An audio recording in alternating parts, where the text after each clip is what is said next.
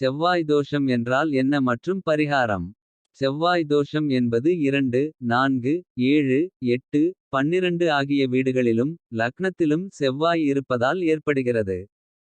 செவ்வாய் 7ஆம் வீட்டில் இருந்தால் கடுமையான தோஷமாக கருதப்படுகிறது.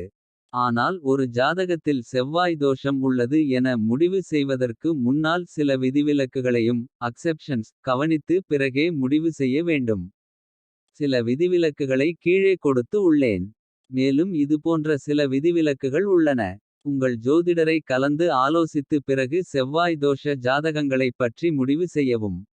செவ்வாய் மேஷ ராசி அல்லது விருசிக ராசியில் ஆட்சி அடைந்து இருந்தாலோ மற்றும் மகர ராசியில் உச்சம் அடைந்து இருந்தாலோ செவ்வாய் தோஷம் இல்லை எனலாம்.